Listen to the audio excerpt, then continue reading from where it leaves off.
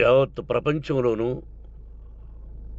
ఉన్నటువంటి తెలుగు మిగతా భాషలలోని అభిమానులకు, నా శ్రేయోభిలాషులకు, ఆత్మీయులకు, ప్రజా ప్రతినిధులకు, 2 రాష్ట్రాల ముఖ్యమంత్రులకు, మీడియా ప్రతినిధులకు నా హృదయపూర్వక నమస్కారాలు. గత 4 రోజులుగా ఏమేమి జరుగుతున్నదని అందరికీ తెలుసు. ముఖ్యమంత్రులకు కూడా తెలిసుంటుంది. ఎందుకంటే వాళ్ళు ఎన్నో సమస్యలతో తలమునకలై ఉంటారు. కానీ ఎవరో ఆయన పర్సనల్ సెక్రటరీస్ చెప్పుండొచ్చు. నా హృదయంలో ఉండే ఆవేదన ఏమిటంటే కుటుంబ సమస్య. కుటుంబ సమస్యల్లో ఎవరైనా పర్మిషన్ లేకుండా ఇతరులు జోక్యం చేసుకోవచ్చా? మీరే ఆలోచించండి. 100కి 100% అనాల్సిన అవసరం లేదు. కనీసం 95-98% కుటుంబ సమస్యలు ఉంటూ ఉంటాయి. అంటే మేమంతా నటులం కాబట్టి మా విషయాలు, పాపులర్గా ఉన్నటువంటి రాజకీయ నాయకుల విషయాలు, కొంతమంది ఉన్నవి లేనివి, లేనివి ఉన్నవి చెబుతూ ఉంటారు.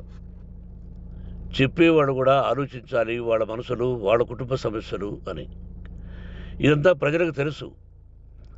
కానీ ఎందుకులే మన పనులు మనం చేసుకుందాం అని అందరూ సైలెంట్గా ఉన్నారు. ఇప్పుడు ప్రజలకు కూడా, కొంతమంది రాజకీయ నాయకులు కూడా ఆలోచించుకోవాల్సిన విషయం. విజువల్స్ చూడండి, టీవీల్లో వస్తున్నాయి, మీడియా, సోషల్ మీడియాలో వస్తుంది. రాత్రి 8 గంటలకు గేటు తోసుకుని నా బిడ్డ మనోజ్ కుమార్ వచ్చాడు. అది రైటా రాంగా పర్సనల్ విషయం, తర్వాత మాడుకోవచ్చు. పత్రికాధిపతులు, అది పత్రికా సోదరులు 4 రోజుల నుంచి నా ఇంటి ముందు మనుషులను పెట్టుకొని, వ్యాన్లు పెట్టుకొని అలా ఉండడం ఎంతవరకు న్యాయం?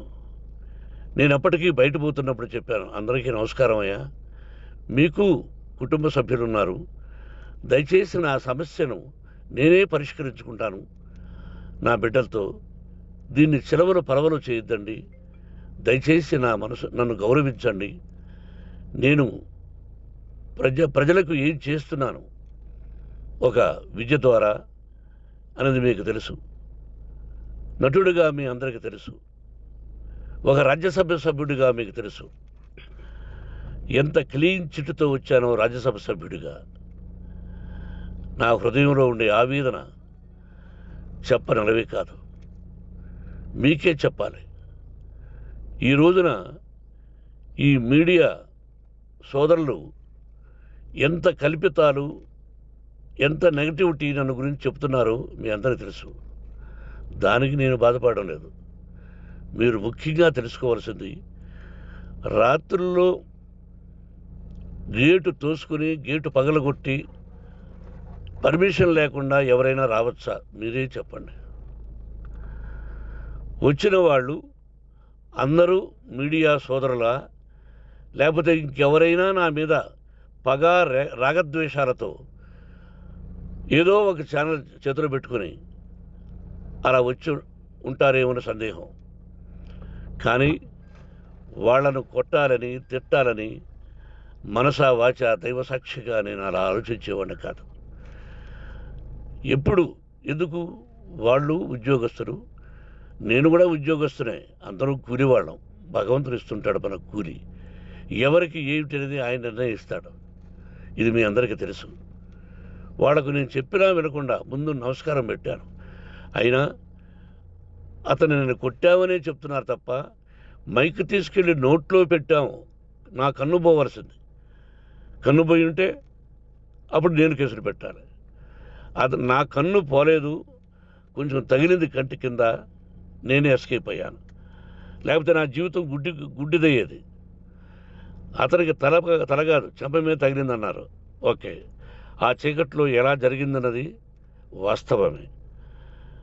మైకు లాక్కోవడం, వాడు నన్ను కేకలేయడం, ఆ దీనిలో ఘర్షణ జరిగింది. నేను కొట్టిన దెబ్బ అతనికి తగిలింది అన్నారు.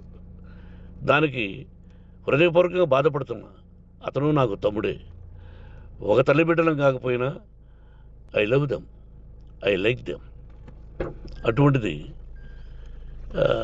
ఈ రోజుకి బాధపడుతున్నా నేను. అయ్యో, అతని భార్య ఎంత బాధపడుతుందో, అతని పిల్లలు ఎంత బాధపడుతున్నారో అని నేను ఆలోచిస్తున్నా.